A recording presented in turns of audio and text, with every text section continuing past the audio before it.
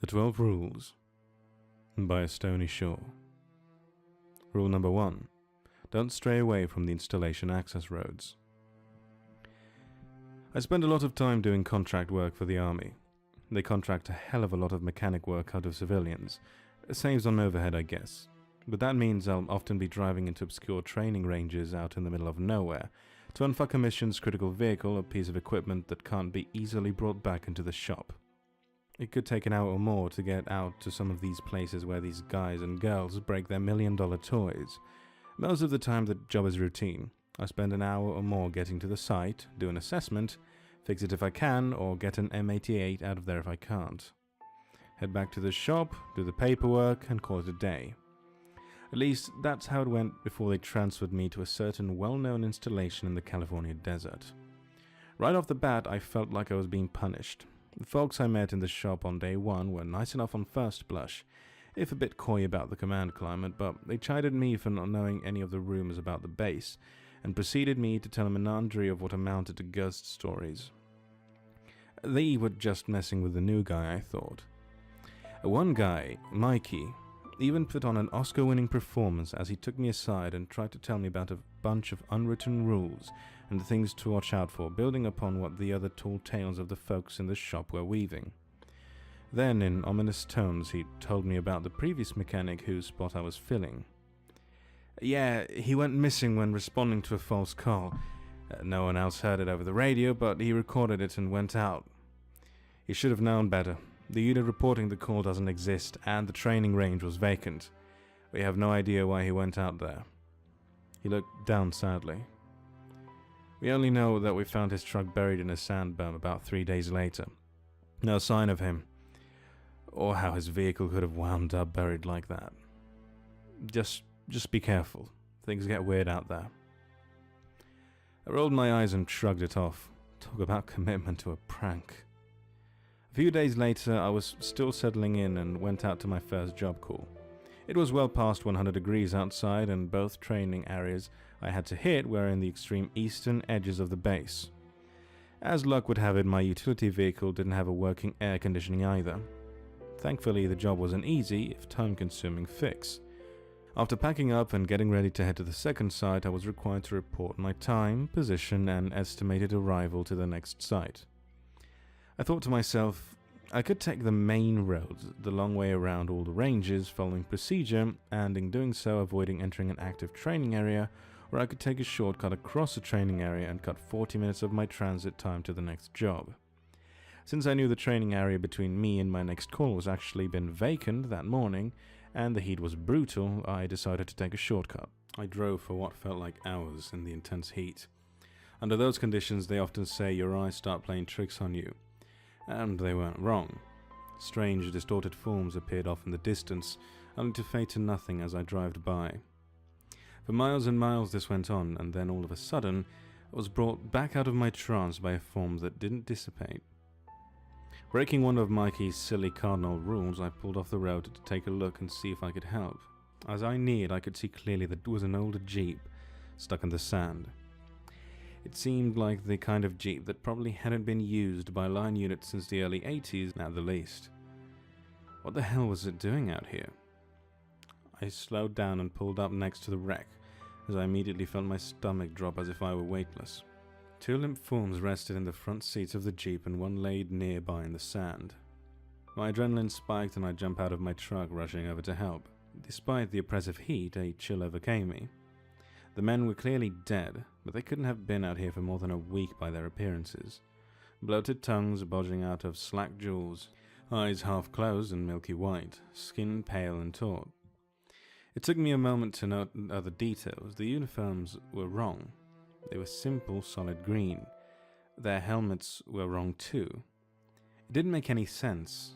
There was no way a vehicle would have just sat out here unnoticed for decades. Likewise, there was no way a unit would have dressed up in vintage uniforms, carrying vintage gear just to fuck around out here. And then my eyes drifted to the vehicle. Against my better judgment, I walked around and inspected it. The water cans in the back were empty, and the whip radio antenna was missing from its mount on the rear end of the vehicle. I stood there at a loss, knowing what probably happened to these men, but not understanding who it had happened to. I walked back around to the front of the vehicle and stopped. The man who was lying in the dirt was gone. What the fuck? A voice called from the far side of the immobilized jeep. Not knowing what to say, I said nothing at all, as I slowly started moving backwards, careful to make as little sound as possible. Hey, can you give us a hand? We're stuck here. I heard the driver's side door open and close, but I couldn't see what was happening as they went to work trying to free the jeep. Hey, the voice called again, more urgent and louder. Hey, can you give us a hand? We're stuck here. I glanced to my truck, still apparently undisturbed for about 10 meters away. The problem, though, was that the only way to get to my truck was to go right by the passenger's side of the door and cross the line of sight of whatever it was that I had stumbled upon. I wanted to run but found my feet too heavy to lift, so I used all of my will to take another step backwards. And just then, I stepped on the only goddamn piece of vegetation within 50 meters of me. Time slowed. The sounds of strain and digging coming from the far side of the jeep stopped. For a mere second, there was complete silence before a grotesque visage slowly peered out from the passenger side of the window, and its cloudy eyes locked onto mine. Hey, it called, its voice muffled by its swollen tongue. Before the shock wore off and I could begin running towards my truck, its deathly brethren came around and trot, blocking my only clear path of escape. Hey, it called in unison, as I sprinted faster than I'd ever done before. I was driven by a mad panic. Somehow I made it past them, barely slipping through their grasp. I jumped into the truck, turned over the ignition, which caught on the first try, and threw it into reverse. I was peeling backwards just as one of the forms grabbed onto the grill of the truck and began climbing up over the hood. I swerved left and right, trying to throw it off, to no avail. It tore into the hood for purchase and kept right on coming. It anticipated and braced for every clumsy maneuver, and just had its hand firmly grasped the driver's side rearview mirror. It began to shift and fade from reality. I was back on the main road and it was gone, and its compatriots stood off to the main road as mute statues. They watched for moments before returning to their ceaseless task. I drove onward, leaving them behind, and ignored anything and everything else along the way. When I finally arrived at the next job, the group of soldiers waiting in the shade next to their broken-down M113 hurried over to help me out of the vehicle.